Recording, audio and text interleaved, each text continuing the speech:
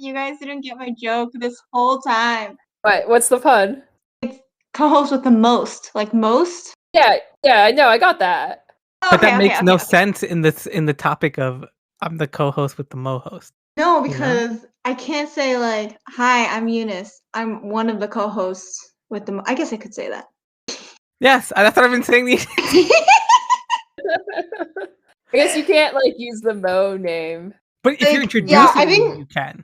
No. I think Momo has to start for it to be established there is a Mo. And then I can go in with co-host with the Mo-host. We're like on episode 7. I'm sure they know. Maybe there are new listeners who don't want to listen to the other stuff, but they saw the title of this one. I have to make sure that you get the co-host with the mo-host in every single one. Mm-hmm. Okay, I see. Mm-hmm. All right. Here we go. You ready? 3, 2, 1. Hello, everyone, and welcome back to Podcast Manghoes. My name is Mohammed, and with me today I have my 2 usual co-hosts, Steph and Eunice. We're the co-host with the mo-host. Jesus. Anyway, Eunice, take it away. What are we doing today? Today, we will be browsing some Reddit Am I the Asshole threads. We're going to read the situations, and between the 3 of us, we're going to discuss who is the asshole in these situations, and we're going to decide or vote together who the asshole is. Now, I just want to say that being the biggest asshole of the 3 of us, I feel like I have more weight on what I think who an asshole is. So if it ever comes down to a 2-1 vote, I think it should be a tie, you know? I don't know. Can assholes identify other assholes? Or does their assholery interfere with their... What happens if both of them are assholes in the situation? Oh, I think there's a tag for that. You just say both the assholes or something like that. Oh, I see. All right. Wait, I wanna make sure I'm right. Yeah. Or I think it's everyone's the asshole here. Oh, okay. I don't know. You know how... So have you gone on the Am I the Asshole thread before on Reddit? Mm-hmm. Sort of. Yeah, I used to have a phase where I would listen to read a bunch of them. Steph, I thought you were going to just reveal. I used to have a phase where I was an asshole in every situation. I would consult this thread every time. So basically, everyone kind of votes using acronyms. So they go like AITA to say, am I the asshole? And then they say NTA to say, not the asshole. YTA, you're the asshole. And then there's one for everyone's the asshole here. It's everyone sucks here. And they say ESH. And they say NAH for no assholes here. I see. So yeah, there can be varieties. Anyways, we're going to take turns reading these situations. I'm going to start with one that I found. The subject of this one is called, Am I the Asshole for telling my roommate's girlfriend she's not woke if she's wrong? So, husband is 28 years old male, and I, 25-year-old female, are ethnically Chinese from a Southeast Asian country living overseas. We rent a house with significant other's college friend who moved his girlfriend, Anna, in during lockdown, and she's been with us ever since, with the landlord's permission, and she pays her share of the bills. They're not Asians, which matters. Anna was initially nice, but started acting very weirdly a month after she moved in. First, she started telling SO and I that we can practice our quote-unquote real religion, which apparently is Buddhism, not Christianity, even though SO and I come from Christian families. She even bought incense, which gives me migraines, and a random Buddha statue. We politely explained to her that we're not Buddhists, but she continued to insist and promised that she didn't mind. Number 2, she was telling SO and I that we can speak our real language because she overheard SO's family talking to us in a mix of English and Cantonese. I explained to her that I can't speak Cantonese. SO can, even though I can understand it. She was, for some reason, really disappointed in me and said that I was throwing my heritage away. Plot twist, my own father is only comfortable speaking English. Number 3, she bought raw internal organs for SO and I to cook, even though we don't eat those. I told her we don't eat that, it's not our thing, and she was again disappointed. She told us she read that there were lots of nice recipes, and maybe we haven't found the right one to remind us of home. SO told her he's never eaten it ever in his life, and I've never liked it. She was really upset, but had to toss it since no one was going to eat it. Now, Chinese New Year was when things got really weird. She started ordering decorations. I wouldn't mind, but she had ordered hell notes, the ones burned for deceased ancestors. I immediately told her to stop pasting them all over the walls because they were weirding me out. She ordered banners with SO and my name on it. Some bastardization of our legal English names. They were written on white banners, again, for deceased people. I told her to please take it down. She got upset, again, but then ordered kabuki masks. I told her that those masks were not Chinese, and she just snapped. She started yelling at me that I should be helping her and not critiquing what she was doing. I told her, 1, she never asked. 2, Chinese New Year is not a big deal to me, so I wasn't planning on decorating, but if she had asked, I would have helped. 3, she never asked. I told her I don't understand her fixation with us. She said she wanted to surprise me and Esso, that we've been so colonized we've forgotten our roots, and that we should be embracing our culture. I told her it was a nice gesture, but she needs to stop forcing stereotypes down our throats.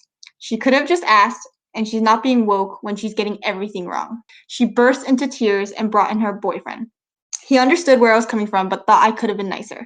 Esso stands by me, and now things have been tense, but I've been tolerating this for a while, and it was getting on my nerves. Jesus. Yeah. Do you guys want to reveal our votes? Oh, in like a 3-2-1 situation. Okay, so who are the candidates for assholes here? So the poster, Anna. The poster is the wife, the one that's basically speaking about all this. Okay. Yeah. The poster versus Anna. Okay. All right. I have my answer.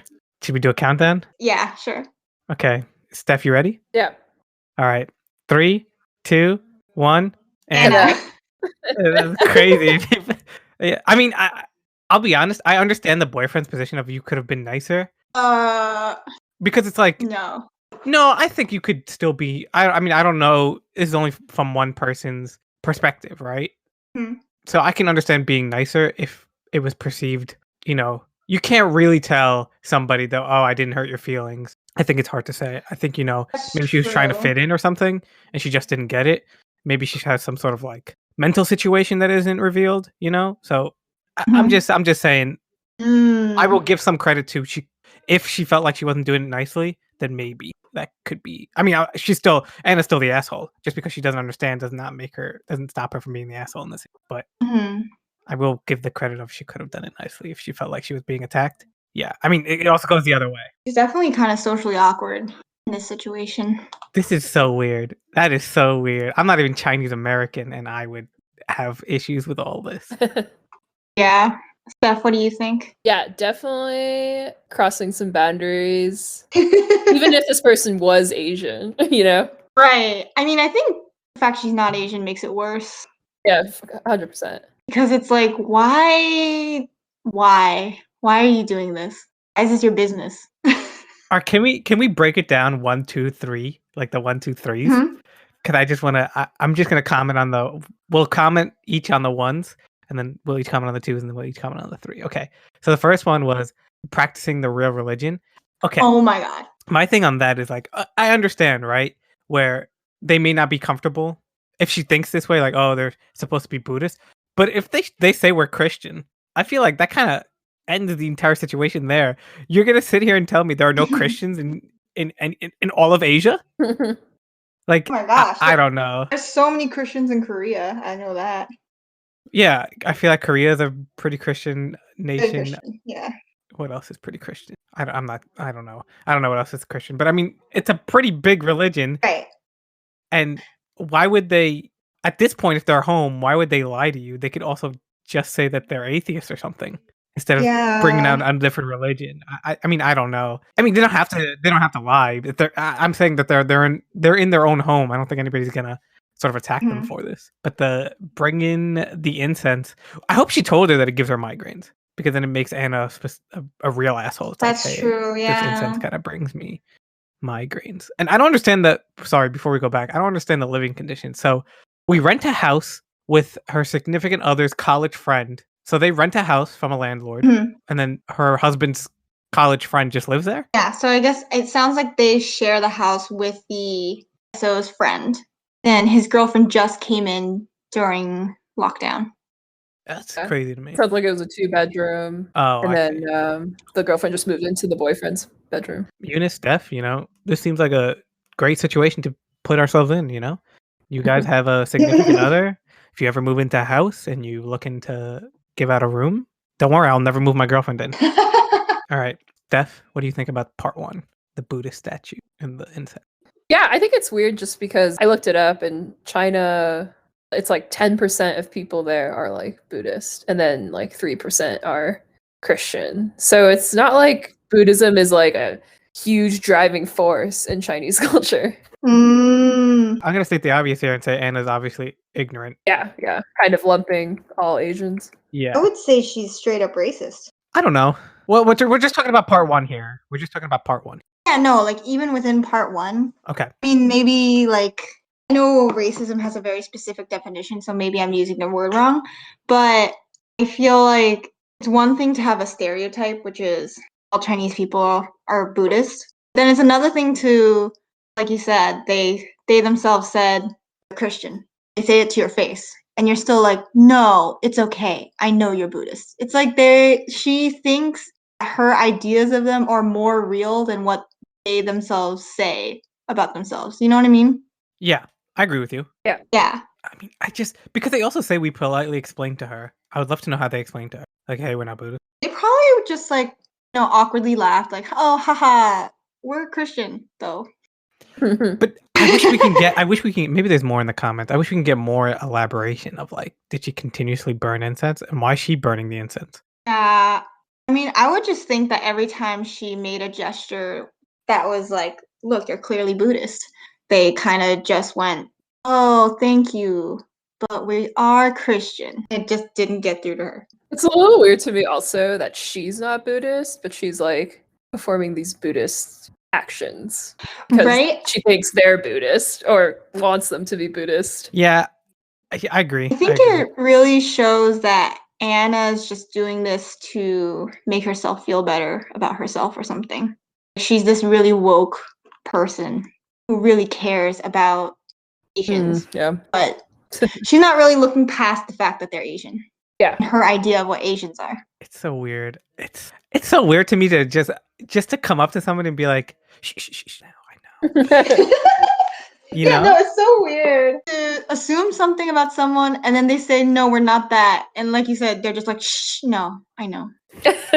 That to me is just like removing whether it's racist or not. It's just like, that's so weird to me. I don't know. That's like me going around just thinking everyone's a murderer. It's like she's treating them like caricatures. They're not real people. They're just what she assumes Asians are. But I mean, I don't know. I don't put Asians in Buddhist. Oh, I guess I do. Now that I'm thinking about it, if I'm thinking Buddhist, I would think Asian. Not really, because I went like, oh, I guess Buddhism comes from Asia. I don't know why I kept going to Chinese because of the Cantonese later on that's being spoken. Like when I think of Buddhism, I don't immediately think of Chinese people, but I guess I would think of Asian. Yeah, I agree. So I get where she gets it from. I just don't understand why she would apply it to other people. I don't think I would ever go up to anybody who's Chinese and be like, what kind of religion do you believe in? And then before they answer, I'd be like, you're wrong. This is what you believe in now. I think what's also really weird is that if you started becoming roommates with someone, like, why are you trying to appeal to their religion? You're not that religion. I get it. In the woke aspect of it, she's trying to make them more comfortable. Like, oh, you don't have to change your religious ways just for me. I can see that, but that's if they're not practicing like their religion. I don't know. Let's move on to 2 unless somebody else has anything to add to 1. I just wanted to say that I think it kind of shows she might be really insecure and trying to, maybe she's desperate to make friends or something because, like, let's say Momo, you and I become roommates, we don't know each other. I find out you're Muslim. So then I try to come up with you with the Quran and stuff. And I don't know. Or like I just do things that I assume about your religion in order to make you more quote unquote comfortable. I don't think most people do that. Here's the thing with that, right? So you said you'll come with me with the Quran. Already you're breaking it. You can't have dirty hands to be touching the Quran. Just a quick lesson there. Maybe this person is Buddhist. I think they would say though. Maybe. I think they would say that she's Buddhist. Yeah, I don't know. Because they said she bought it. So I would understand if she moved in with it because she is Buddhist. But she said she even bought incense. And then, later on, step 3, when she buys organs. And I'm like, I think my theory of her being a murderer might be real when you're buying out organs for other people and then be like, well, it's wasted and throw it away. Cook me a dish. Oh yeah, that's weird. Yeah, I would agree that she could be Buddhist if she brought it with her when she moved in. Like, oh, she moved in and she had all this Buddha stuff or Buddhist stuff rather. Then yeah, sure. Like, hey, I'm Buddhist too, and it's like, hey, we're not Buddhist. No, that's a good point. Yeah. Okay, part 2. Okay, I'm gonna get in here. All right, so this is the language one. Oh my gosh. Where she overheard her husband talking in a mix of English and Cantonese. I don't okay, as somebody, maybe you guys can back me up on this. As somebody who speaks 2 languages, specifically to my parents and stuff, I would go back and forth between Arabic and English all the time. Yeah. You know? There'd be words I don't know how to say in Arabic, so I say it in English. And then my mom would be like, "What do you mean? Do you mean buffalo?" And I'd be like, "No, do you mean not buffalo, moose?" And I'd be like, "No, buffalo. I don't know how to explain it to you other than saying buffalo. What's the Arabic word for buffalo?" And then we go back and forth until we finally get it. And then my mom would tell me what the Arabic word is, and I'll put it in my head. And it's so weird to me. I would never go up to somebody when I can't understand Cantonese and go up to them and be like, "Hey, listen, you can speak Arabic in front of me." It's like, but we are speaking in front of you. Didn't need your permission. Yeah, like it's not like they weren't speaking Cantonese. And then she was like, "Hey, do you like?" If she came up to them and said, again, this also can go up to her asking politely instead of just fucking inferring that they need to speak, that they're not speaking Cantonese because she's there, which again is so weird. Because if she went up like, "Hey, you guys not feel comfortable speaking Cantonese in front of other people? Because you can speak Cantonese in front of me if you want to." Mm-hmm. Also, does she speak Cantonese? I don't understand why she would want them to speak Cantonese. You know, me personally, I want to be able to spy on my roommates, so I want them to speak English so I can understand. So I don't know. I think I don't want to say she's racist here. She's definitely way more racist in the first one than in the second one. Because I can understand her going up to them and be like, "Hey, you guys can speak Cantonese," up until the point that she already heard them speaking, at least her husband speaking Cantonese. And then what I don't really like, she said for some reason she's really disappointed in me and said that I was throwing my heritage away. That's where the racism comes in. Yes, I agree. Yeah, that was rude. Yeah, that's just like, now you're racist. 1000%. Oh my god, I hate when people do that. I feel like I've experienced this before, where non-Asian, specifically white people, when they find out that I'm not like fluent in Korean, they also like express disappointment in me, and they're like, "Oh, you should really learn," like blah blah blah. It's like, why is it your business? First of all, and second of all, I feel like it's kind of like they're exoticizing the culture, or I don't know. I feel like there's this like weird relationship between like non-Asians and Asian culture. I think there's like a lot of non-Asians who kind of exoticize like Asian culture, and they're like super into it, and then they kind of get disappointed when they meet an Asian who's not the Asian they were thinking of, if that makes sense. Up to their Asian standards. No, I get it in like, what is it? Korean music? K-pop? That's what I'm K-pop. K-pop stuff. I've met so many people who are so into that Korean stuff, and then when they meet I don't want to say that when they meet a real Korean, but when they meet somebody Korean, it's like, "Hey, do you listen to K-pop? It's so great. I love it." Da, da, da, da. And it's just like, no, I don't listen to it. It's as if like their entire body is drained. It's all Korea is only K-pop. I've seen that plenty of times. I think also with like white people, it's like, oh man, like if they had a language to learn or like family members to learn from, like I would have jumped on that opportunity. But you guys didn't. Right. Right, yeah. I agree. There's that attitude too. It's like, good for you. I don't know why you're disappointed in me though. I can understand somewhat somebody being like, "Oh, you don't speak Korean? You should learn Korean, you know, get closer to your heritage." I think everything is always dependent on how you word it. That's why I hate this kind of thing, because I'd rather get quotes of how she worded things rather than, you know, "we politely said." She continued to insist. Stuff like that. She put the word like real in quotation marks, like we can speak our real language. If that's what she said word for word, that's weird. Yeah, that's racist too. Yeah. Because all languages are real that are real languages. Right. No, but she's like assuming their first language is Cantonese. Yeah, which is racist in my mind. Definitely is. Oh, at the very least, she's ignorant. At the very most, you can consider it racist. But at the very least, she's super ignorant. And I think being ignorant plays in racism way more than people lead on to be. Because I don't think racism is just trying to be as negative as possible against a specific race or religion. I think if you're so ignorant to the sense of it, that at that point you're being racist without knowing. Unintended racism versus active racism, I would say. And I think here she's unintendedly being racist, borderline to being actively racist, specifically with insisting that they do Buddhism and insisting that they speak their real language. That's kind of racist. Mm-hmm. Okay, do you guys think that, you know how when somebody knows that you speak, like, for example, Korean or Chinese or Arabic, in my sense, do you think that when somebody's like, hey, say something in Korean for me, do you think that's racist? No, not really. I think that's okay. If you know they speak that language and you're interested in it, I think that's okay. Yeah. So I think that's perfectly fine. Like, that's what I'm saying. If she had come and be like, hey, do you guys mind speaking me Cantonese? Or teaching me, not speaking me Cantonese, teaching me Cantonese. Mm-hmm, mm-hmm. Like, that's what I'm saying. If she approached it in a way different way, completely fine. I think, again, everything has to do with kind of how she's approaching things. Yeah. And how she's I assuming agree. that they just do that. So I think, like, very minor twists could make her way more woke, as she, quote unquote woke, as she wants to be, than being. I mean, she's kind of being an asshole. Like, I know this is, am I the asshole? She's literally being an asshole with how woke she wants to be. Yeah. Okay, anybody else want to add to part 2? No, I think I'm good. Okay. All right, part 3 is the buying raw internal organs so that they can cook them. Okay.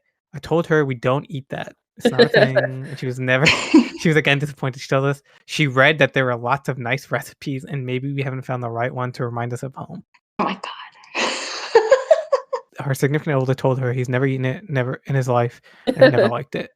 I don't understand why she didn't just eat it. Like the Anna. Yeah, she could have cooked a delicious recipe. She already looked up the recipes. Just try it out. You already bought Oh my god.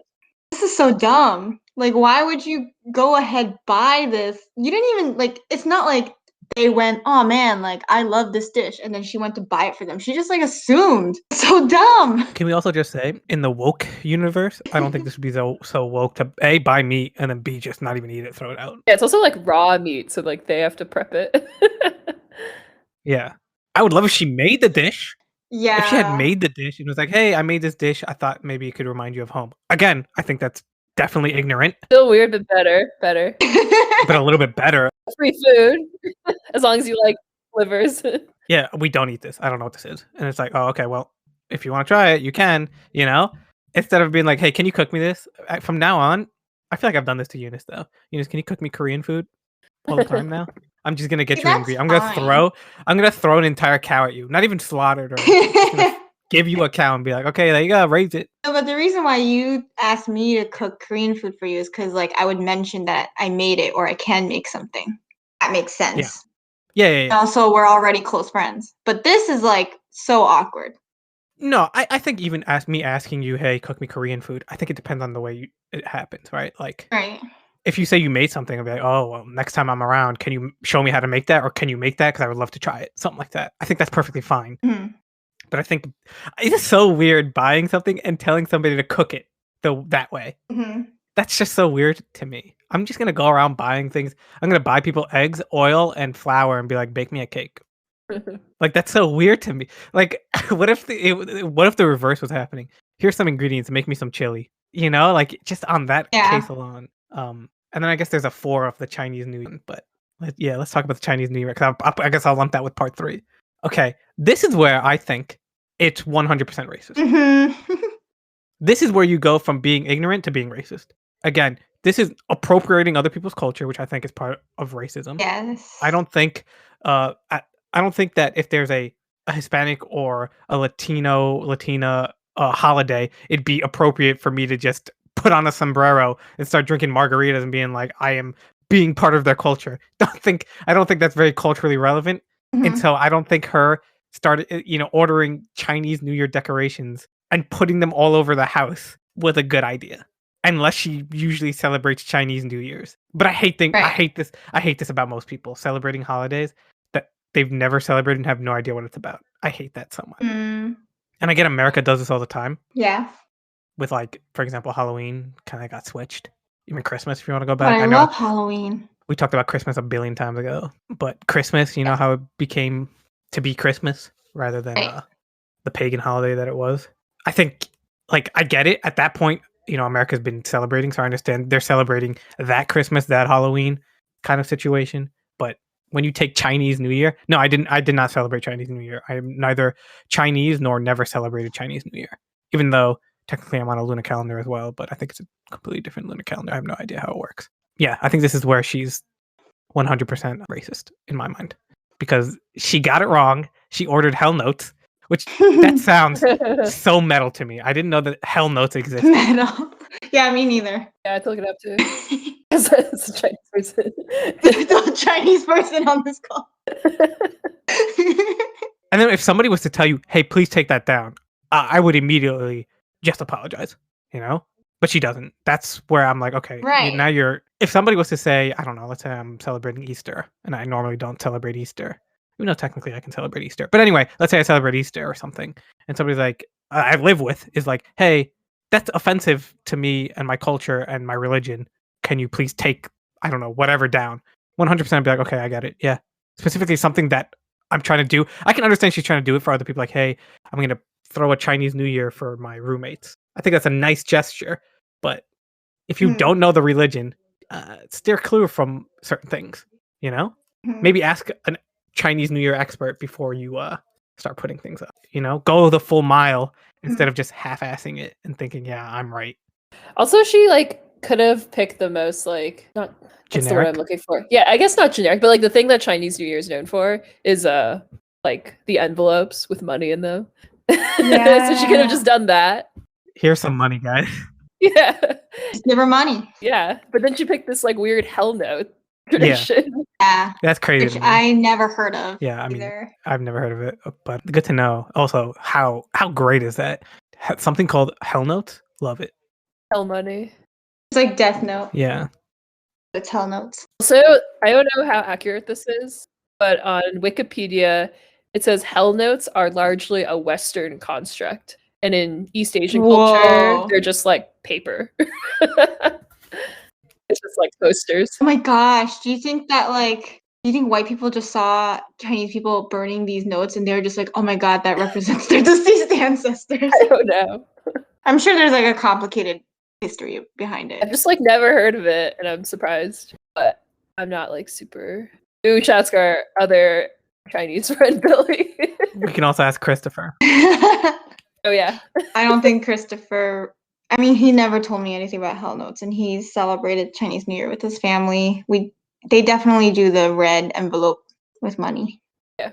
But yeah, just to go back to Momo's earlier point where you were saying you shouldn't celebrate holidays that you don't really know about. I don't completely agree with that point. I definitely do think she went about this wrong. She could have said to them beforehand, hey, I want to celebrate Chinese New Year's with you guys. Do you guys do anything? What do you do? And then if they were just oh, we don't really celebrate, then she could still make it a collaborative effort and be oh, well, maybe we can try to do a Chinese New Year's party this year since we're quarantined together and blah, blah, blah. That's one way to go about it. But it's in each of these points, she just keeps trying to spring these surprises on them. Look at how much I know about your culture. And they're just I didn't ask. I mean, again, that's what I keep saying. There's the bastardization of I'm sure there are people who aren't Chinese and never celebrate Chinese New Year who maybe this year celebrated Chinese New Year's as a reason to celebrate something, right? I feel like a lot of people love reasons to celebrate things. And that's what I'm saying. I feel that's okay. Yeah, I said normally I don't like that. But just to go back, I never said that. Well, I also said that maybe she wanted to throw a surprise one, which I can understand that as well. But make sure you get somebody, maybe her boyfriend, and be hey, how do they celebrate Chinese New Year's? Because he's lived with them maybe a while, and to understand it in that kind of, at least understand in that kind of, oh, they don't do any decorations or anything like that. It's just oh, okay. And then maybe consult, I'm assuming she has no other Chinese friends. That's just my assumption from all this stuff. Because it feels like she would scare all Chinese people away from her, or Asian people away from her. Yeah, I was going to say, what Chinese person would want to be this girl's friend? I have people who celebrate Chinese New Year. Not that I don't want to celebrate with them. I do say Happy Chinese New Year's to them when I get a chance. But I've never once asked, "Hey, Steph, how do I celebrate Chinese New Year's, please?" But that's just me. I think it's fine to ask, but that's the thing is you have to ask. You can't just assume. I can't just go to Steph's house, slap a dragon on, and be yeah, you're the dragon, right? And it's just no. Is she an asshole? 100%. Is she racist? 1,000%. Well, Eunice has spoken. Possibly. I think we can all unanimously vote that she's definitely an asshole. I think that she's definitely parts that the forcing of things makes her a racist. That's just my opinion. When she forces things like buying them organ meat. I just assumed it was a kidney. Yeah. Speaking of which, what's your favorite organ meat? Mine? The heart. Thank you very much. Fry that bad boy up. Is it really? Delicious. Is it really? Yeah, I love the heart. I'm okay with liver too. Really? Yeah. I don't know if I've tried heart. Yeah, I like liver. Of course you do, Steph. Asian. I think I had liver and I didn't like it. Doesn't have a unique texture. Really unique. It tastes like pate. Can I ask what's the most exotic thing you guys have eaten, in your opinion? Donkey. That is exotic. Whoa. Guess where I ate it. Didn't you go to Mexico recently? I'm gonna assume Mexico. That was China. Oh, really? I was gonna assume Mexico, Yeah. but only because I've heard of donkey shows. So I was like, oh, they got a lot of donkeys down there. Oh, I didn't know that. Yeah, it was like sliced, and you just like dip it in like vinegar. So it was like very simple. It was like donkey, like cold cut. Interesting. Was it good? It's okay, pretty good. Sorry, vegans. The weirdest things that I've eaten. Oof. Okay, there's two things that come to mind when I was thinking of it. One, bull testicle. Eunice, do you remember when we went to what's that? Kenka, I think it's called. Yeah. Oh yeah. Wait, is that the restaurant in the East Village? Yeah. Yeah. They have some weird stuff there. There's some weird stuff there. And I think someone was like, oh, this is bull testicle. And I was like, oh, okay. And I just ate it. Wasn't I there? I think so, yeah, that's why I'm saying Eunice. I'm pretty sure you were there. I don't know if you ate it with me though. Did you eat that? I don't think I did. I think I just took a picture of you with it. And then the second thing, and this one, at first I used to not always eat this, but when I would go to Egypt, they sell brains there, like fried brains. And that is the weirdest thing you can ever eat in your entire life. In my opinion, I've ever eaten in my entire life. Wait, like what kind of brains? Cow Like brains, which cow animal? brains. Cow brain. Oh yeah, cow brains.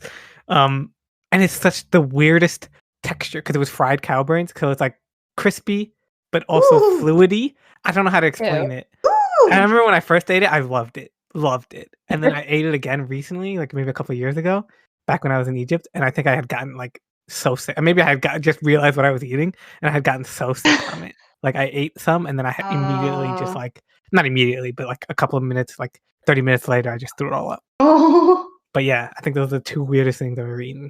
I think the brains is weirder than the testicle. Yeah, the testicle just tasted like chewy rubber. Like a sausage. No, I wouldn't even say like a sausage. It just had like a chew to it. Like it wasn't good. It wasn't bad. Yeah, I'd be down to eat it. Brains? No, the testicle. I think the brains I have to like think about. Guys, it was so weird, in my opinion, because of the difference in texture. Ooh. It's kind of like eating bone marrow. I love bone marrow. So it's kind of like, you know how it's like sort of like goopy? Like fatty.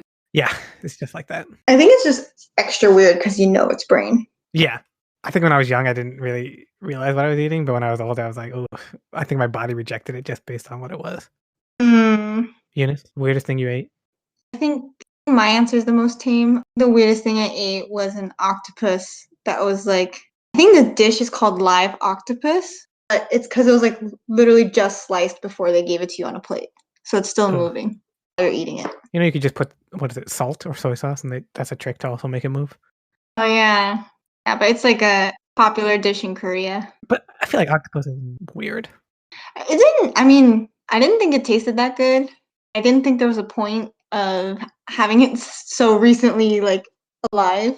Eunice, maybe you would enjoy this. But the Spanish, massage it in wine. It becomes really tender. That's octopus? The way I like it. Yeah, that's how you make it. Like usually it's really rough if you don't massage it. So that's the trick. Is you gotta massage it in wine. Yeah, and herbs. Yeah, octopus is tough. I'm not the biggest fan of octopus. I usually get it in those takoyaki balls or whatever they're called. Yeah, those are so good. Yeah, I feel like the breading is good, and then I'll get the octopus, and it tastes like rubber. This ruined my experience. But that was like the main point. Yeah, like the main point is the octopus, but the worst part, I think, in my opinion, from the ones that I've had, are the octopus. Yeah, I think octopus meat is tough, but maybe like Steph said, the wine massage helps.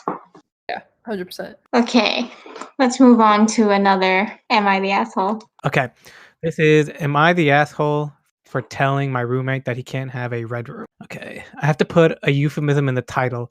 I've never read 50 Shades of Grey, but basically understand means sex room. That's what he's trying to do. I think that's what he means by red room. Our third roommate moved out, but we both make more money now and honestly don't want to invite a third person. My roommate wants to convert his old room into a sex haven. This guy doesn't even get laid off.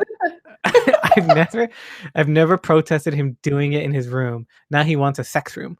I think he's just being really horny in quarantine without a girlfriend. I told him we weren't going to have a sex room, and he told me I was being an asshole. I said that we both need to agree on what we do with the room, and I didn't want it to become a sex room. He asked me if I have any better ideas, and admittedly, I admittedly don't.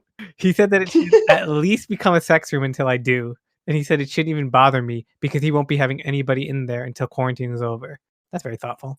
I asked what the point of having a sex room was, and he asked me what the point of not having one is. I don't want a fucking sex room in my home. Am I the asshole? Oh, I don't know. I think this one might go different ways. June, what do you think? Oh, we gotta vote. So is the person who wrote this, the poster, the asshole, or is the roommate the asshole? Okay. I think there's a caveat for my answer, but maybe we can discuss it later. Is everybody ready with an answer? So it's gonna be poster or roommate. Okay. All right. Ready? So on go. 3, 2, 1, go. Poster. Roommate. No one. We all have different answers. Interesting. I guess I can also go with no one as well. Interesting. I forgot that could be an answer. So you think the poster is the asshole? Well, I guess it's either the poster or both are not being. That's why I said there's a caveat. Now that I know that both could not be an asshole, I'll probably lean more both are not an asshole.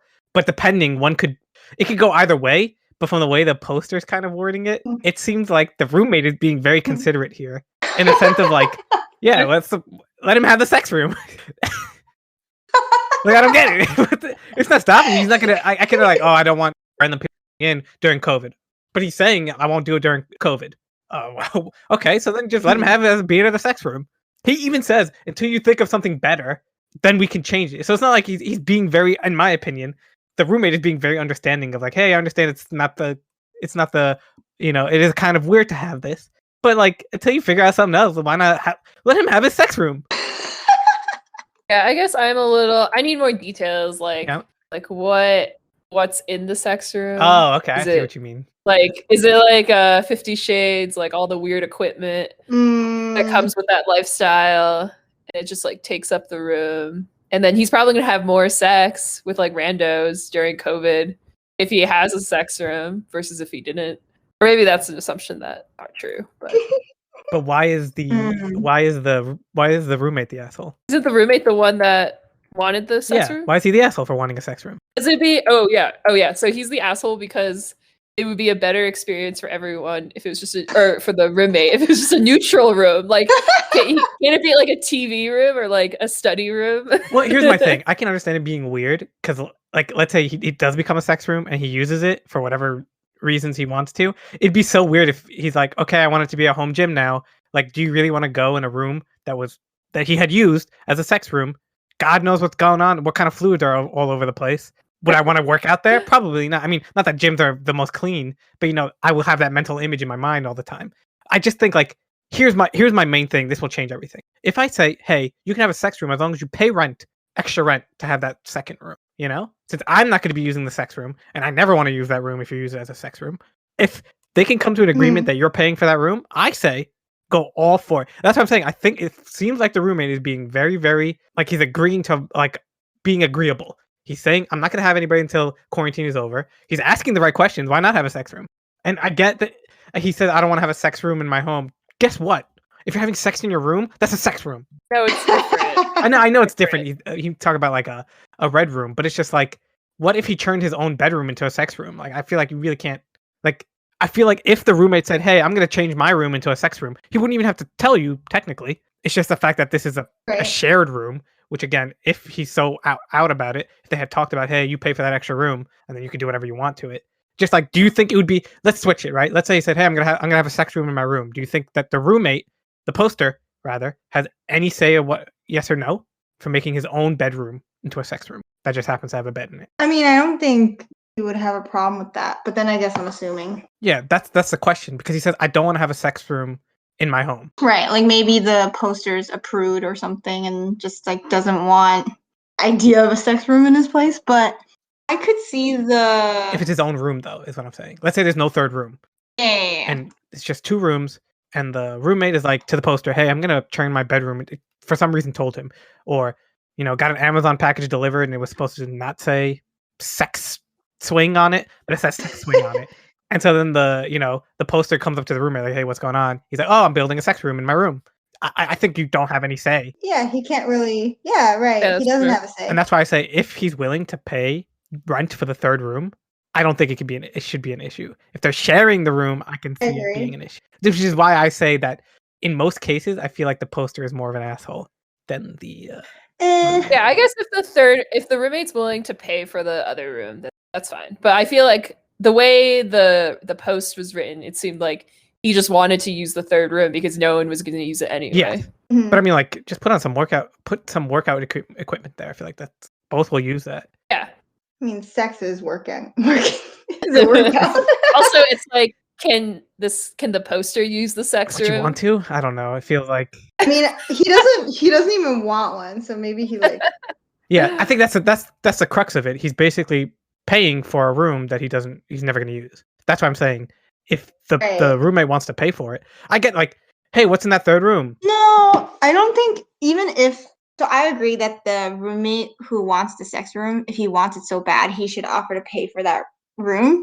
I don't think the issue is about money, because like the poster says, I don't want a fucking sex room in my home. I think it's just like the idea of it. He does not like it. And I think he has a right to say, like, I'm not comfortable with this in my living space. Yes. Even if the roommate was like, I'll pay for it. Yes. I could see where you're coming from with that. But I'm saying, like, I think there could be, parameters around it, right? Again, I always come back to this, but if the roommate made his own room a sex room, right? He has 2 choices, in my opinion. I mean, if everything is legal, I'm assuming everything is legal here, right? He can either, kind of suck it up, or he can move out, essentially. Those are his 2 options. He doesn't like having a sex room there. He can move out. The issue is now it's a shared 3rd room, and he doesn't want to have a sex room, which he has every right to. But I'm saying, like, I can understand, like, why don't you want to have it? Like, it doesn't seem like he's telling us the reason why he doesn't want to have a sex room, except for the fact that he doesn't want to have a sex room, which is a valid reason. He just thinks it's gross. Which is a valid reason, but I feel like you're being. I mean, it's just like, I think he just doesn't want to hear his roommate having more sex. It's not so much that he's uncomfortable with the sex room. But he's even saying this room is not going to be used. Yeah, no, I know. After COVID, he's thinking long term too. I guess I don't know. I just think I say he's an asshole because he's not even like. It feels like he's not even considering like the facts or trying to put in this like the situation. I think he's being an asshole by just saying I don't want a fucking sex room. I don't know how far they've talked about it, but I just think like again, if he was to make his own room into a sex room, he wouldn't even have to tell the poster. He could just make his room into a sex room. I think the sex room would attract more activity. Yeah, encourage more activity. This is also coming from. I used to be in a dorm where one of my roommates literally took a mattress outside of the living room and made that into a fucking sex room. And that was without my goddamn permission. We're just paying for your room though, right? Yeah. Yeah, I was just paid for mine. But it's also the living room. Yeah, no, that's a good point. And I wasn't like, hey, we should talk about this. I was just like, well, what can I do, That's college though. I feel like college is different. Yes. I'm saying it seems like the roommate is trying to have, whatever fantasy he wants to fulfill. It's what he wants to, like, let's say he wanted a VR room. Let's make it more innocuous. Like, let's say it's a VR room. Maybe the poster doesn't like VR, makes him sad. But I feel like it's innocent enough to have a VR room. Would his stance change if he said, oh, I want to have a VR room, like virtual reality? That's the question. That's why I say he's kind of an asshole in the sense of like, it just seems like because of the topic, he doesn't want to allow it. And there doesn't seem to be any real reason. If it was like a VR or like a innocent VR room or like a laser tag room. I'm a little confused too. Okay, so let's say he builds the sex room and then COVID's over and now they can bring in a 3rd roommate. So the sex room. Well, they're saying they never want to bring in a 3rd roommate. Okay, never mind. Yeah, they make more money now that they never want to bring in a 3rd person. Gotcha. Okay. I mean, he doesn't say. I see what you mean that like this poster is not really expressing why he doesn't want a sex room. I'm just saying he's not being what's the word? Not even, but like understanding in a sense. Yeah, he's like being kind of closed off about it. Yeah. Open-minded. That's the word I was looking for. He's not really being open-minded about it. He's just saying no to say no just because he doesn't like it. Which again, because it's the 3rd room, it's perfectly allowed. But I think you can talk a little bit You more. mean like in a friendship, at least he should just like say why? Yeah. I also feel like if it's a VR room Mm-hmm. and like the poster hates VR, then they should think of something else. Like it's a joint room, so everyone should agree on the purpose. Yeah, he should think of something else. No, I agree to that aspect of it, right? But I'm saying like if he wants to have it, if I'm saying in the same exact, hey, let's make it a VR room until you think of something else that you wanted.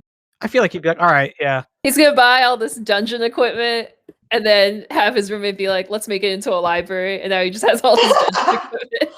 Yeah, why not? If he, that's what I'm saying. The roommate is so willing to even do that. He even says that. Yeah, okay. At least become a sex room until he has a better idea. That's what I'm saying. The roommate seems to be so understanding that, hey, this is a little bit weird. But like, yeah, you know? And so I think that the poster is being an asshole because he's not being he's not an extreme asshole, but he's puckering on that hole, you know? He may not be an asshole, but he's at least an ass cheek. I mean, yeah, maybe the poster is not comfortable with sex for some reason. I mean, and like he finds the idea of a sex room gross. Like maybe he's not expressing himself honestly. Like you're saying, like he should just like talk about it if that's the case. Yeah. But I still think he's allowed to just be like, no. Yes. And then the roommate should respect that. I know, but I'm saying just saying no kind of makes you a little bit asshole. Yeah, I see. Especially if they're friends. Yeah, especially if they're I'm assuming that they're kind of friends here. Especially if it's like if he's like, "Hey, I don't want the sex dungeon because I don't want to explain to people when they come over that I have a sex dungeon because they'll never believe that it's not my sex dungeon." Okay, yeah, all right. Fine. You know? Like he could just be like, I don't have a room I have to hide from people. There you go, you see? What if my parents come over? Yeah. See, these are all things that I'm saying, yeah, okay, they're having a dialogue. This person's just saying no to say no. That's all I'm saying. No, that's a good point. Like, I'm not saying that he should have the sex room. Though if I was the room, I'd be like, yeah, go ahead, sex at it. But you have to pay the extra rent because I'm never going into that room again. I gotta burn that room. I mean, yeah. I still think that no one's the asshole here just because I think this is such a funny situation. I don't know how serious this roommate is. Because to me, this idea kind of sounds like a joke. Even if he was serious, like Momo saying, like the roommate's going like, it doesn't have to be a sex room if you come up with a better idea. And I don't think the poster is that much of an asshole either. I understand why he's just like, ew, no. But he's just not explaining himself honestly, I guess. Or he's not coming up with a better idea right now. I feel like this sex room isn't gonna happen anyway. I'm sure like is it that hard to come up with a better room idea? Why not a game room? Yeah, I mean, there's way more better. We could throw a billion better ideas in my opinion. There's so many better ideas. Why can't he come up with one? Like a study or a game like room, office room. Yeah, or even a library. But hey, listen, just because we're boring doesn't mean that the roommate has to be too. It was so funny. He legitimately wants a sex room. I think it's great. If you guys were in this situation and your roommate was like, I want a sex room, would you allow it? As long as they paid for that third room, because I'm never going there again. 100%. I think I would be like, dude, why don't you just get your own apartment? So weird. Dude, get out. I would not. I'd probably stay. I mean, I guess like depending on what happens, odds are, 7 out of 10, I'd probably stay because like that's some crazy stuff going around. I want to see what kind of other adventures are going on. Yeah, that's because you're a freak. No. Again, like I said, my kink is knowing other people's kinks, and this is a kink goldmine. Yeah, it is. This is like, oh man, what else is he gonna do? What a story! Like just telling people, oh yeah, my roommate has a sex room. Yeah, that's what I'm saying. Imagine having that. God, that's crazy. Right. I don't know if I could live with that though. Yeah, I mean, I probably wouldn't like it. Like, a year in, I'd probably be like, all right, the noises, the smells, the liquids. Ew, the smell. It's coming. Everything is kind of backfiring on me now. When I just want to make some cinnamon rolls, it's kind of all backfiring on me. So you would agree to it until it was bad. Yeah, probably. Uh, It's like, if I were to be like, the flash, like those flash passes in like Six Flags and stuff like that. Those are great until you get on for so many times that your head starts hurting, or maybe I'm just getting old. where I'm just like, oh man, I really need to take a break. But I don't, and I continuously go on all these rides, and then I get hurt. I've never done the Flash Pass. Well, I've never done the Flash Pass. I've just been there when it was like raining or something, and I can get on all the rides. You lied in your story. Yeah, sorry. No, it's okay. Maybe I did get the Flash Pass. I just remember there were multiple times where I'm in Six Flags. I never really pay for the Flash Pass that I can think of. Maybe they're giving a free one or something. But there's times where I would go. I think we went. No, but it wasn't a Flash Pass. It was the rain. Yeah. I think you got sick because of the Joker ride or something. Yeah, it was something. But you know, like it'd be so good because it'd be like so new for me until it becomes old, and then it's bothersome. That's what would probably happen. Yeah, if my roommate suggested this, I'd be like, no, I don't like that idea. Yeah, but would you give? All right, you would say I don't like it because of this. Yeah, I'd just be like, listen, like I'm all for you having as much sex as you want in your own room. It's totally fine.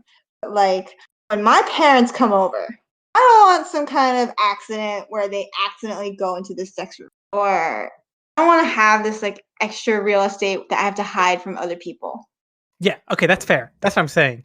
The poster didn't say any of that. But there are just some people who don't, like when the topic of sex comes up, they just kind of completely shut down. They're just like, ew. Yes, I know exactly what you're talking about. Yeah, he could be one of those people. Yes, but I said again, with the information that I have, it doesn't. It just it's leading more that the poster is an asshole than the other person. Okay. Anyways, we have time for one more. Okay. The title is Am I the Asshole for Throwing Out My Husband's Dinner? My husband could burn cereal, so I do all the cooking in the household, although he does balance the division of labor out pretty well with other chores. The problem is that he's chronically late for dinner. We agree to have dinner at 6:30 every night to try to get the problem under control, but it hasn't helped. Every day he gets home from work at 5:30. I remind him that dinner will be ready in exactly 1 hour and to make sure he's ready. Every single day, he sits down at the table 10 to 20 minutes late. Every single day he yells, "I'll be down in just a sec," from his computer room, while I'm sitting there watching his food get cold. Sometimes I say fuck it and start eating my portion after it's clear that he's not going to be on time, which he is indifferent to / mildly annoyed about, depending on the day. Yesterday afternoon, he texts me saying that we need to push back dinner to 7:30 because he's going to be working late. I say I'm okay with that, but he needs to be on time. He says, of course. He gets home at 6:45 while I'm making dinner. At 7:20, I give him a heads up that he needs to be ready in 10 minutes. At 7:30, I put food on the table. He yells down, "Sorry, I'm coming literally in 1 minute." At 7:35, I pick up his plate and empty it into the garbage. At 7:45, he comes downstairs and asks where dinner is. I tell him that I threw it out because he couldn't be bothered to be on time. He says, "Are you fucking serious? What am I going to eat?" And I say, "Whatever you want to make." He throws a fit and ends up eating a handful of granola bars from the pantry and slept in the spare bedroom last night. And it's been radio silence all day today. I know I only waited 5 minutes, but something about last night just made me snap. Like, it's not bad enough that he is never ready on time, but he makes me wait even on the day that he specifically requested a certain time. I get home at 5 every day, so I have almost no time to relax when I get home from work, while he has an hour every day to unwind, and he still leaves me sitting at the table waiting for him. During his fit, he told me I was being petty, throwing out his food, that it was a quote-unquote performance, and I could have just eaten my meal without touching his food, and that I'm in the wrong for wasting food. I haven't stopped thinking about the situation all day, and I don't know where I stand. And then she said later on, I appreciate all the comments. I definitely have a lot to think about. My husband came home today with a combo meal, which he ate in a spare bedroom. I made dinner for just myself and have been downstairs on my phone reading the thread and thinking about the situation. He has not said anything to me since yesterday morning. Oh my god, so serious. Okay, this one's a little bit. I think I have an answer for this one. Okay, yeah. I have an answer. Does everybody want to think about it for a bit, or does everybody have an answer? Steph, you have an answer? Okay, I have an answer. Okay, on go again. 3, 2, 1, go. Everyone. Both. Poster. Yeah. Oh. Of course, Eunice, you would say this. I think both for sure. Yeah, I think both too. It's just miscommunication. Yeah, I think he was all the way to the wrong up until the part she threw the food for no I wouldn't say for no reason, but just don't make him food. Okay. You know? So I actually relate to the poster because Of course you do. No, I relate to both sides. Yeah. I relate to the poster. Oh, I relate to the poster because I'm like kind of weird in that growing up, my mom put this mentality in me that I shouldn't eat after 8 p.m. So with me and Chris, my partner, I tell him that like I want to make sure I eat before 8. So sometimes if I make dinner and then like, I tell Chris like, hey, let's eat dinner. He's usually playing games, so he takes a while to like come because he'll be like, oh yeah, I'll be there in a minute. But depending on the game he's playing, it might take him a while to save wherever he is in the game. Or sometimes Chris will say like, I'll make dinner today, but then he'll be playing his game till like 9 p.m. and then he'll make dinner then. And that'll kind of annoy me. So that's why I relate to the poster, but I don't think that means she can throw his food out. I don't know. I feel like I would never do that to Chris. That's just really mean punishment for a very tiny, not a very tiny, but like it's just like a little tick or a peeve that I have. Just because you have a pet peeve doesn't mean you're right. You know what I mean? It just means you like something in a particular way, but life doesn't always go your way, or like other people don't always like go your way. So and you can't punish them when they don't act under your control or like do things exactly the way you like. So that's why I understand her annoyance, but I don't think that she had a right to punish him that bad. Sure. I think what Steph said, it's miscommunication on both ends. Again, I think it is important when you say you're going to do something at a certain time to be there. Though, understandably, obviously, there are things that hold people up.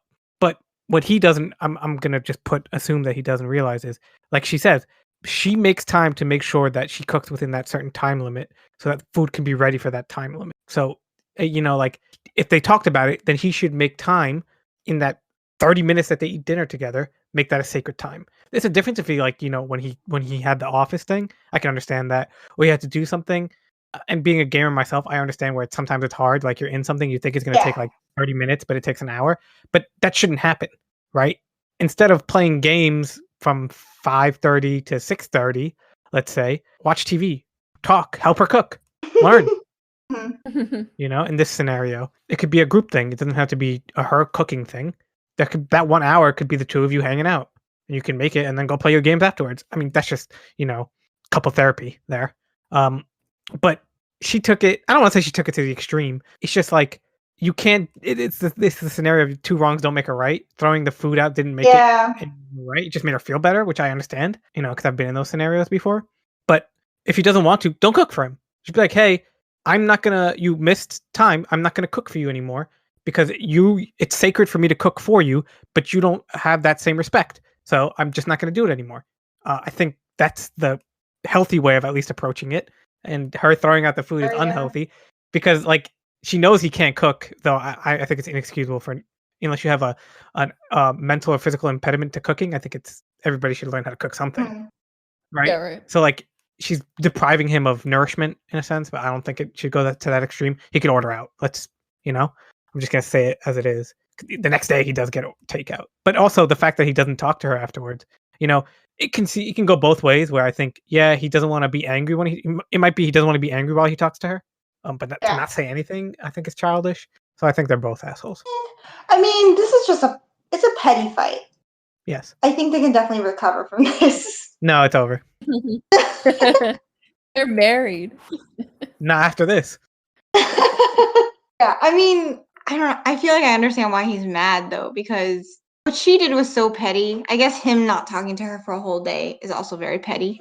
Yes. Yeah, but I don't know. Personally, I'm just like, oh my God, throwing out someone's dinner because they were 5 minutes late. No, it's not the 5 minutes. It's a culmination of things, but I do think she needs to apologize first. Like, apologize and be like, I shouldn't have been that extreme, but it really upsets me when you do. And they can work it from there. That's what I think. I know. I feel like it's like a ton of work, like to make every meal or like every dinner every day. So he should definitely be more considerate about the timing, especially if she's like communicated that she gets really agitated if he's late. And it seems like it's pretty obvious too. Right. But then I think the issue is that he doesn't help the cooking. Maybe it would be different if they took turns cooking.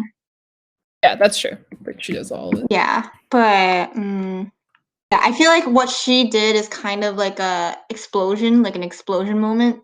You get mad for so long and then you finally explode. But then I usually think when you get to that point that you explode at someone, you should be the person to apologize because you didn't really communicate what exactly made you angry. I know she kind of told him what made her angry was that he wasn't on time for dinner, but I think it's also that maybe he should help with the cooking and I think she should also kind of let go of timing. I don't know.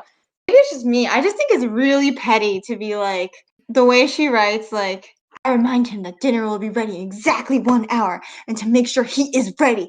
Every single day, he sits down at the table 10 to 20 minutes late. Here's the thing. And Here's I the thing where I'm watch going to stop you. his food get cold. It's like, yeah, it's not that big of a deal. But this is very important to her. You can't diminish that it's very important. If it's very important to her, I mean, that's what I'm saying. It's miscommunication. It seems like she's trying to say that it's very important to her. So that's why I'm like, hey, if it's very important to her, I don't think, because if you think about it that way, then it's not a big deal for him to make time for it. If it's so important for her, then I think, it could be okay to make time for it. Why is it so important to her? I mean, I don't know. I'm just saying, if it's that important to her, I mean, yeah, I guess I feel like they should just explore like why it's so important to her. That's why, like, I agree with what Steph was saying, that maybe that if he helped with the cooking, it would help, because maybe it's important to her because she's like sitting there going like, oh my god, I like did all this work to cook him dinner and he's just off there playing and like having fun and like relaxing after work. I work too, blah blah blah. Like she's just sitting there stewing in these thoughts. Mm-hmm. Yeah, I don't know. It's weird. I feel like I relate to her situation, but I feel like she's still wrong. Yeah, no, she's wrong, but I think he's also wrong.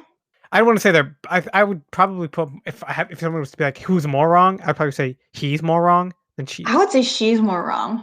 Because again, it looks like she put the information that that this is very important to her, because she keeps asking him and, telling basically him that it's very important to her.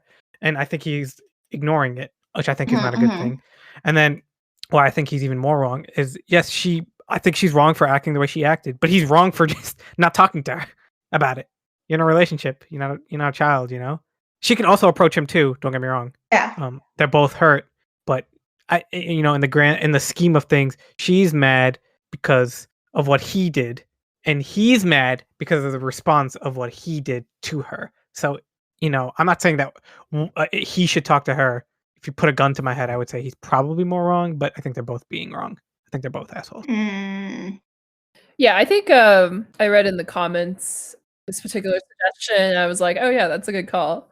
Like, if she's cooking dinner every day, like, they should have some days where they just, like, take it slow. Like, they should just have some, like, microwave meals or, like, frozen pizzas in the freezer, and they can just heat it up whenever, and it's, like, not a big deal for either party.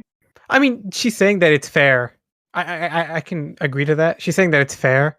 Like, I'm sure he's not cleaning every day, but she's saying that the chores are broken up fairly. Yeah. That the expectation is she cooks while he, I don't know, cleans out the toilets every day. I don't know what he does to compensate for it. But it seems like there's compensation. And I'm sure she's not cooking every single day. Just most days she's cooking, I would assume. But maybe I'm wrong. Maybe. Let me see. I do all the cooking. We agreed months ago to have dinner at 6:30 every night. But boy, do I get it. I hate it when somebody makes a plan with you and then they don't execute that plan. If someone made me dinner every night and it was good, I would just follow the rules. Exactly, Steph. You understand. You're moving in. Like, I feel like, yeah, they set the rules. Even though the expectations are a little anal, but yeah, I would get over it. That's so weird. Like, I don't understand her throwing out the dinner. I think that's like too extreme. I get it. She's super angry. Sure. I guess like when you're so mad, you're kind of blinded by rage and you just do whatever to hurt the other person and show them that you're hurt. But yeah, I mean, like you guys already said, this is a communication problem. Yes. 100%. I just feel like I would never throw out Chris's dinner. Maybe next time you should. You ever think about, I was just gonna say, I was like, well, maybe next time something happens. Next time Christopher's late in the game, you look at him and you throw the dinner right on the floor. No, like I don't know why. I'm just like so mad. I'm mad at the poster for throwing out the dinner. I think it's fine. No, sorry. Yeah, Not that it's fine. I don't think it's. I think she escalated it, but I can understand where she's coming from. She's wrong, but I can understand where she's coming from. Is that a little biased? Yes. I can understand where she's coming from, but I think she needs to say sorry first. Again, on the chain of reactions, in my mind, she's mad because of something that he did, and he's mad because he was reacting to something that he did that she didn't like. So in the grand scheme, I feel like he should apologize. Hey, I'm sorry that I was late for dinner, but you shouldn't have thrown it. I think that's a great way of going about it. I don't know. I feel like what she did is kind of like a slap in the face. It's like, I mean, I don't think what she did was abusive or anything, but it's kind of like comparing, for me, like, it feels kind of like if you've been doing something that really annoys your SO for a long time, and then finally they just physically slap you in the face, then shouldn't the person who slapped say sorry first and explain why? Again, I think slapping in the face is not the same as throwing out food. I don't know. Maybe it's because I really love dinner. I'm just like, girl, how could you do that? For me, it's like a slap in the face. I guess, yes, I know, but I'm just saying, like, a slap in the face is more. Again, there isn't right. There's the expectation that you're also going on the fact that there's expectation that she makes food, right? That's the expectation, is that he came downstairs and there would be food for him, right? That's the expectation. Her expectation is that he would be on time. He didn't meet the expectation in a contractual form. He didn't meet the expectation, so she doesn't have to meet the expectation. So it's perfectly fine. I just think the way she went about it is wrong, but perfectly fine. So when you say it's a slap in the face, he's been slapping her in the face for years. True. I mean, maybe I'm belittling what's important to her, but yeah, maybe that's what I'm doing. Maybe I'm belittling what's important to her. But personally, I do feel like she's being a bit childish. Maybe. Because it's not like she has an appointment later at night, you know? I would understand if it's like she's like, "Hey, I need to have dinner every night at 6:30 because like at 8 p.m. I have book club, like virtual book club with my friends." But it's not that. It's just that she doesn't want him to be late. And I understand being annoyed with people who are late. I get annoyed with people who are late. At the same time, that's kind of like if you're annoyed at people who are late and then you yell at people who are late, you're acting as if you're never late yourself. You know what I mean? Like, it's kind of human to let time pass by or just like, you know, just it's human to not be perfect and not show up on time for certain things. Yeah, this is a repeated offense on his part, and he doesn't really get that him being late is annoying her. I don't think the answer is to throw out his dinner, though. No, that's what I'm saying. What she did is wrong. But I'm just saying, like, again, if you want to pay, she slapped him across the face in your mind and in his mind. But in her mind, he's been slapping her across the face. Do you see what I mean? Like, that's why I think he should apologize first, is because in that sense, she only slapped him because he slapped her. You know, again, not that it's right, but I'm just saying in the scheme of things. And so I get it could be extreme to you, but to her, it's not necessarily that extreme. Like, she's given him more than enough chances in her mind. But then there's at some point you have to be kind of like objective about which one's the bigger slap. Objectively, what do you guys think is the bigger slap? Being 5 minutes late to dinner, or your partner throwing out your food? Okay, you're again, I think you're belittling it in the sense of he wasn't just 5 minutes late to dinner. Right? It was consistent to her. So it's unfair to just say, oh, you know, he was 5 minutes late to dinner. You know? Like, I think he hurt her. And in her mind, he hurt her a lot. So I think it's not necessarily, I don't think it's right what she did, but I can understand what she did. Yeah. So, Steph, what did you vote for? Who are you voting for again? I said everyone. You guys both said everyone, and I said the post. And you're sticking to that, June? Moon? In the afternoon? I think so. I think strangely, it's because I relate to her that I think she's the asshole. Maybe I'm judging her too harshly. Maybe. But I just can't imagine throwing out someone's food. Jeez. I'm a petty person, for sure. But, like, going that far, I mean, yeah, maybe I could imagine myself going that far. But if I went that far, I would feel so bad afterwards.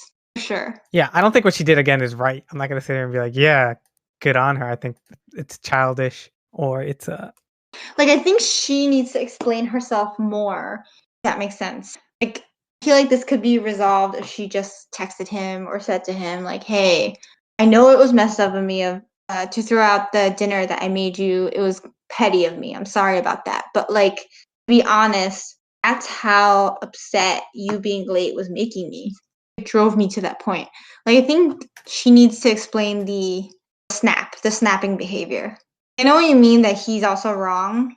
She's the one that snapped. And maybe this is just me, but I kind of feel like the person who snaps usually has to explain the snap.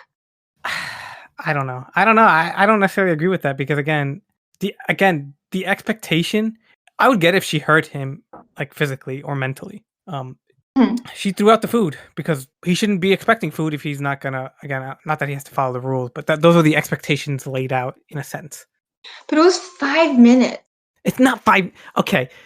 It's not just 5 minutes, Eunice. It was consistently over time. She tells it time and time and time and time and time again. Right. But then her reaction seems extreme for the one case. But it's like you're saying, it's like a culmination of things, right? Yeah. I think she needs to explain that to him. But she's been explaining it to him. Sometimes you do need, again, I don't think she did it correctly, but sometimes you do need a big show in order to get the point across. I think the point got across now. Right. True. And again, I don't think that what she did was correct. Again, just gonna say it that way. But I think for sure he now knows How much it hurt her. Yeah. Yeah, but like, see, so it was the big show, right? But she kind of has to follow up with the show. Not everyone's gonna interpret the show the way you want them to. If that makes sense. Yes, that makes sense. But I mean, it sucks because it's like I'm placing a lot of burden on her. Like she has to now explain herself. But I guess I'm saying to resolve this conflict. She put on the show. Now she has to explain it. How I feel. Otherwise, it's kind of leaving the husband to do a lot of the mental work himself. Like where he's okay. She did this. Why? But she's been telling him. That's what I'm saying. Like she's been telling him, "Hey, I want you to be on time. Hey, the expectation is I make the food, but you eat it during this time." Right, but like from her perspective, it's obvious why she snapped. But maybe from his perspective, it's not as obvious. Maybe.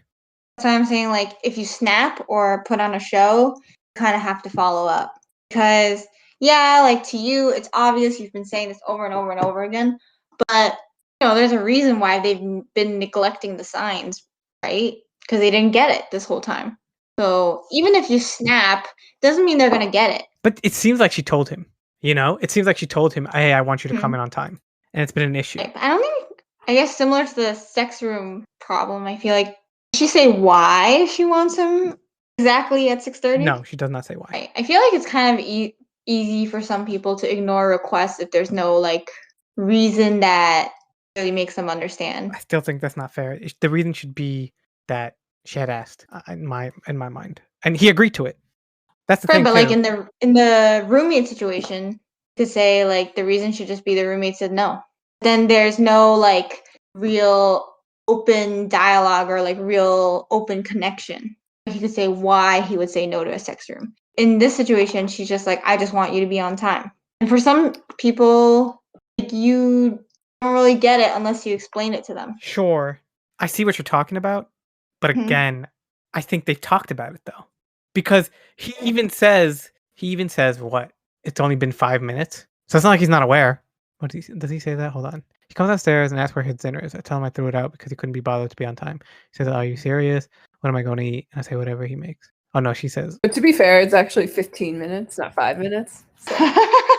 Thank you, Steph. I think we're just gonna have to agree to disagree on this one. Yeah. It doesn't seem like he's ever on time, so I think that's what peeps her off. I think this couple just needs therapy. They need to, I mean, like you guys said since the beginning, they just need to communicate better. Like the husband needs to talk about why it takes him so long to come down. Sure, you can just say it's games, but there's always I think there's always more than that. And for like the wife, why does him coming down at that certain time matter to you so much? To me, I feel like this is really petty. this whole thing. I think they're both being petty. Yeah. But again, I think she's had enough. Even let's bring it back to this, in my opinion, let's bring it back to the slap scenario. Oh, who slapped harder? Okay, all right. So he did 1,000 small slaps. She did one hard slap.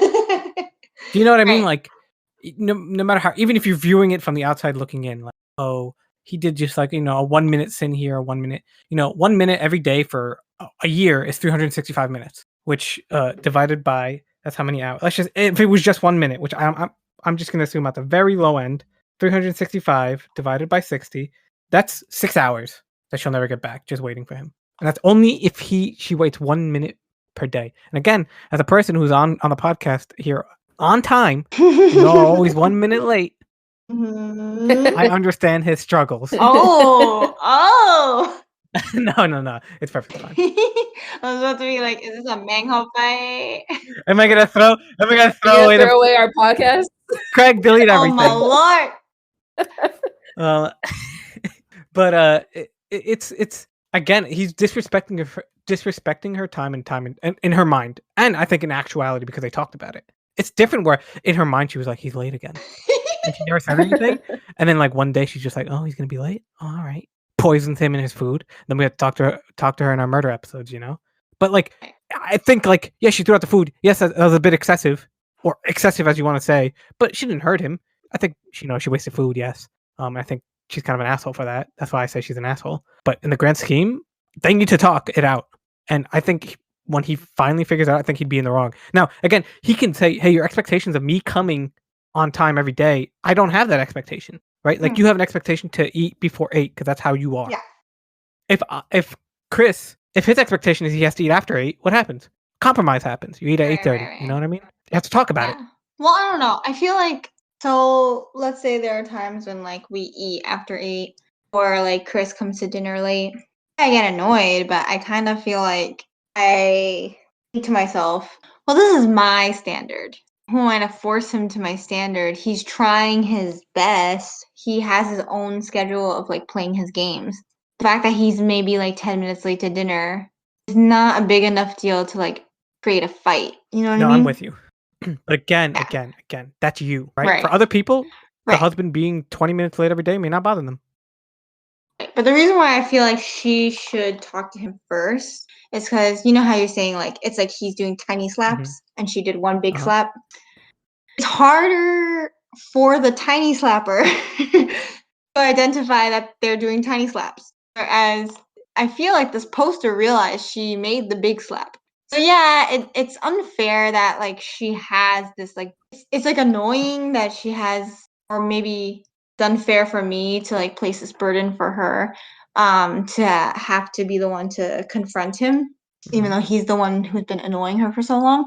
But like the offenses he's been making have been smaller and on the daily, that it's easier to say like maybe he doesn't really recognize it. Where she made the big slap, it's easier to recognize that was big. I'm not saying like she's the only one who did something wrong, but I think to have like resolve this conflict, she might have to be like, hey, she might have to say sorry first in order to get him to say sorry. Which sucks, but I think that in most cases when you want to resolve conflict with someone, you have to say sorry first anyway. Does that make sense? Again, I don't think it's as important to say who should say sorry first. And I know we're going a little extended here, but in my opinion, they're both wrong. And again, she's saying sorry for this situation. He still has to say sorry for, again, if you were to say, if he's been doing it for a year, then that would mean he would have to say sorry 365 times in your scenario for every single time that he was late. Because she threw out the food, right, once, and she says sorry for it. So does that mean he should say sorry 365 times if it was just that 1 year? No. It's just that I guess I can see why he doesn't realize he has to say sorry for anything. Yes, but when it's explained to him, right? Once it's explained to him, no, he doesn't have to say sorry 365 times, but he could be he heard her 365 times. I'm just saying, because in your scenario, she should say sorry because she escalated the situation, right? In your mind. Right? Yes, so she should say sorry first, rather. So in her mind, he heard her 300, in this hypothetical, he heard her 365 times. And she wants a sorry, in this scenario, she would want a sorry every single time that he heard her. She'll say it first, fine. But she wants a sorry every single time that he heard her. And she has, I think, it's so important to her that she has a log of every single time that he did it. let's say. I don't think it's important that he says sorry for every single time he did it. I think it's important that like he finally understands. He understands like how much it hurt her, and like he changes. I think they need to compromise, basically. Like I think they need a full discussion of like, hey, this is why you being on time is important to me. And then versus him being like, okay, well, hey, like this is why it takes me a while to come down. Now that I understand that like this is important to you, I'll do better. And for her, maybe it's like, oh, now I understand how your games work or like how your saves work. Maybe I'll be a little more lenient. You say this, and here's my problem. In the beginning, she says, the problem is that he's chronically late for dinner. We agreed months ago to have dinner at 6:30 every night to try and get the problem under control. So that means that they had already established that it was a problem that she had with him, and he had made her a promise that he didn't keep. So to say that he's unaware is unfair, at least from what she's saying. I don't know his story side, but I can only go on her side, right? And she's saying it hasn't helped at all. Every day. I mean, maybe she's over exaggerating. Maybe it's not every day. But she's saying every day he gets home from work at 5:30. And then she reminds him. So she does it again and again. It's not like she's like, okay, now that I've talked to him once about it, it should be over. So she reminds him like, hey, dinner, 6:30. Make sure you're ready. Right? Again, that's annoying. That could be very annoying to him. And yet every single day, according to her, he's like 10 to 20 minutes. So to say that he's not aware of the problem that's not true. He is aware of the problem, according to her. And he says he promised her that he's going to try and get the problem under control. But that's what I'm saying. He's already aware that it's a problem. So yeah, but I don't think he gets like the gravity of the problem. Sure. Like just because someone tells you to do something every day doesn't mean that like you understand how serious it is to them. It's serious enough for it to be a problem that he has to get under control. So I think it's serious enough. Either that, or he's ignorant, or he doesn't care. That he doesn't view it as a problem, even though she talked to him about it. He doesn't care, essentially.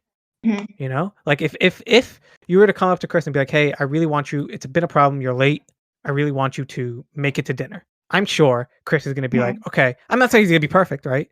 But she's saying every single day he's late, and she reminds him and stuff like that, right? And if it's important to you, you know, I think it's, you know, he's being a big asshole for not. Because again, I get it. This is her one thing. I always say everybody has one thing that they can be kind of what's the word? Irrational about. If this is her one thing, I disagree. Okay. Well, I think we're gonna have to agree to disagree on this one, June. We're gonna have to time box it, guys. Fight. No. Well, I just mean that I kind of disagree that everyone's allowed to be crazy about one thing. I know that I'm like crazy about a lot of things, but at some point I kind of have to acknowledge that that I'm being extreme about something. And if I'm being extreme, then I need to address it. It's not other people who need to cater to me. I have to address what I'm being extreme about. So that's why I'm kind of like, why is she so particular about time? Personally, I think it's extreme that she's cooking every single meal. I feel like extreme behavior should be met with extreme standards. One person who I knew would agree with me. Yeah, I see both sides. I just think, I don't know. I know she's being neurotic, but Steph's like, I would not be in this situation. That's what I'm saying. Like, period. That's what I'm saying. Like, he doesn't cook. That's his one thing. He doesn't cook. But she's like you said. She said that like the way they split chores is fair. Yeah, they said they split all the other chores fairly. But yes, cooking, yes. She does all of it. Although he does balance the division of labor out pretty well with other chores, is what she says specifically. Technically, she's doing more. Yeah, I guess at this point she's doing. I mean, I feel cooking is. It's like 60-40, I would say 55. It's different if she was like, "Hey, if you can't have dinner by a certain time, then you need to order your own dinner." But that's basically what she said. We agreed months ago to have dinner at 6:30 every night. Sure. But then in this case, she made his dinner and then she threw it out. She should have they should just have a rule where it's like, hey, if you can't eat dinner by 6:30, just order your own dinner. I'm gonna eat my own dinner. Done. But again, that's what I'm saying. The expectation isn't met, so she's under no obligation to make sure that his expectation is. Her expectation is dinner ready by 6:30. He wanted to amend it to do it to 7:30. She amended it 7:30. 7:31. She could throw that shit out, in my opinion. Again, I think that's wrong, but I think he shouldn't come downstairs and think that there's dinner. There was dinner at 7:30. You missed it. If you're waiting for a bus, it's supposed to come at 7:30. You come at 7:35, and you don't call up the MTA and be like, "Hey, excuse me, where's my bus?" You're late.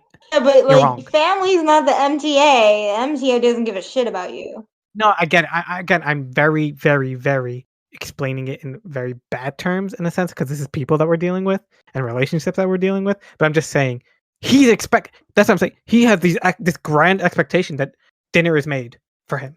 And she has that expectation that he's not meeting. So why she should meet that expectation? They're related in her mind and in his mind because she brings it up. So that's just my opinion of it. And again, we're going to have to agree to disagree on this one. People tell us what you think. Steph, you're on my corner, I'm assuming, because Steph, we're best friends here. Oh, Steph, who do you think should apologize first? Based on our slap analogies. Let's see. I think I would be okay with either apologizing first because I feel like they both were in the wrong. Wow, what a diplomatic answer. Thank you, Steph. That's also what I said too. But I said, gun to my head, I would say he should probably apologize. But in essential, one of them should just apologize. Yeah. I don't know. She did like the big slap, so I guess she should apologize first. But I still think it's like justified in some way, so like she doesn't have to. But Steph, do you think that she did the big slap? I do think she like did something performative to like draw attention to it. Yeah, and if you do something performative, you kind of have to like explain it. It's not like you're like freaking Broadway and like you just be like, that's it. Like you figure it out. Like this is a relationship. Oh, he has no idea why she did that in that scenario. He's baffled, confused. Yeah. These two things I can't even fathom the relation of why she would throw my food away. Come on. I think she thinks he's smart enough to put two and two together. I feel like this couple has bigger issues, and this is just like one of the things. Yeah, this petty fight is just a culmination of everything. I don't know about this. She might have these like crazy expectations in like other ways that like bother him, and that's why he's like being quiet for like a day, and then he's gonna like divorce her. Yeah, maybe he has other problems. I'm gonna divorce you because you threw out my food that one time. Wait, actually, question. Say you guys are this poster. Can you see yourself throwing out your SO's food over this? I can see myself faking that I threw it out because I'd probably just eat it myself. But you didn't actually throw it out. Yeah, because I mean, the worst that I would do is I probably just. I can't see myself doing that because I'm not really strict on time, but I can be petty in other ways. Ooh. Yeah, no, I'm definitely petty, but like I don't know why. Just like the idea of throwing out their food. That to me, that's like the equivalent of maybe this is extreme, but like kicking him out of the apartment. Okay, see, this is what I'm saying. Just being like, fuck you, I don't care about you. You're being extreme, I think. I get it.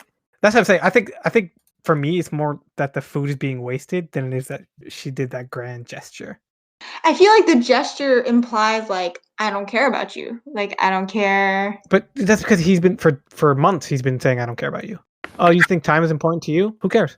Oh, you made me this entire meal and you're wasting your time? Who cares? Food will be there. Food will be there when I'm there. To me, it's just one meal. Like, think about how many meals you eat in your life. Thank you, Steph.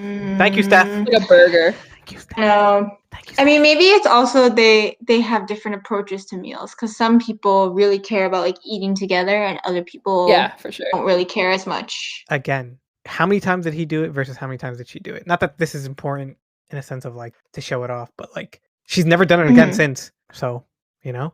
Still, I think what she did was the big slap, and I bet you he still, and even afterwards, he still doesn't come for dinner. She didn't throw out his food. She didn't take out his combo meal and throw it away. Imagine. Well, seems like Reddit sides with the poster in this thread, so I might be alone in saying, "Oh, the assholes." Yeah, and listeners, let us know what you think. I think Spotify has some sort of link where you can voice your comments about it, and we can put it in. If anybody submits, we'll put it in for next week. Specifically, if you're against, then yeah, I'll definitely put that in. Yeah, I mean, I'm the controversial one, so yeah, go for it. Yeah, but let us know what you think. Thank you for listening. Any last words, June, Steph? I think I'm good. We're all assholes. Yeah. At one point or another. Yeah. I think it's unfair to criticize people as assholes. I think we're just having fun here. At the end of the day, we all can be assholes. But yeah, thank you everyone for listening. Let us know what you think of this episode. And next week, we're going to do something a little bit more serious, a murder. See you next week. Bye. Bye. Bye.